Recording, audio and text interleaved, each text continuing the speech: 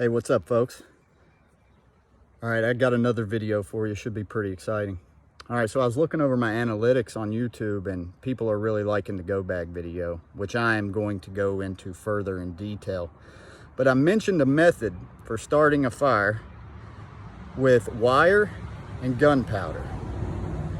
Well, I've got it set up for you here today. I've made this little jig here, and I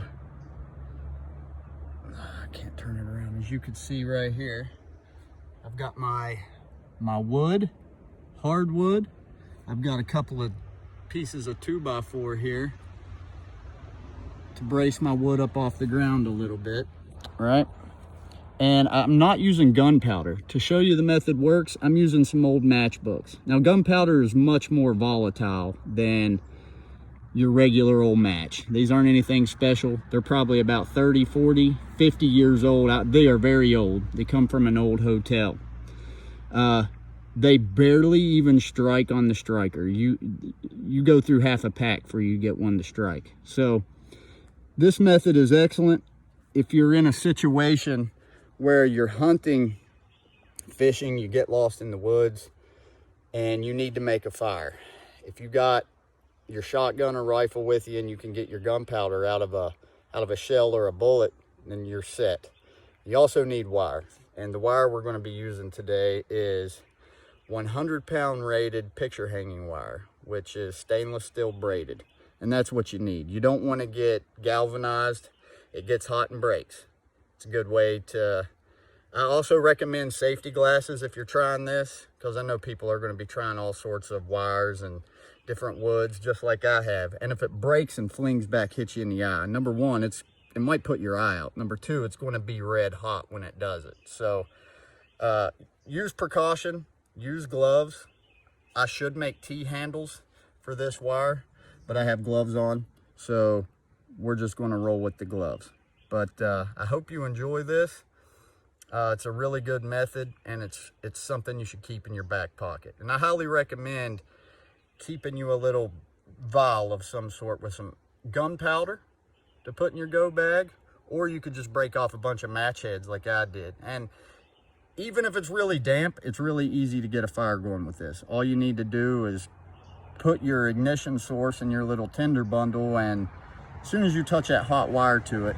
Now, it is hit or miss sometimes as far as getting the wire out of the wood. I'm using a hard wood for this. I have done it with softwood, but the thing about softwood like pine, you got that sap in there in the wood, and it's super soft. It cuts in like a saw, and then as it cools down, it kind of gets stuck. So you want to use a harder wood if possible, but other woods do work. I've used poplar, hickory, pine, other stuff I found in the woods I didn't know. The hardwood works the best. It keeps your wire more free, where you could get it out of the wood fast.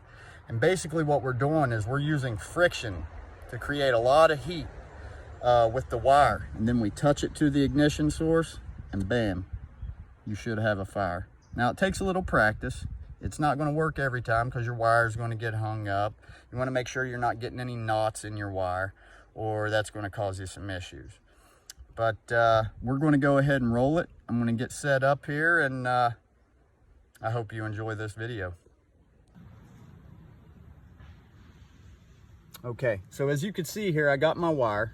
Like I said, it'd be best if I had some T-handles on this, but we're just going to wrap it around the fat part of the hand. I've already burnt myself earlier through the glove with a red hot wire. That feels real great, but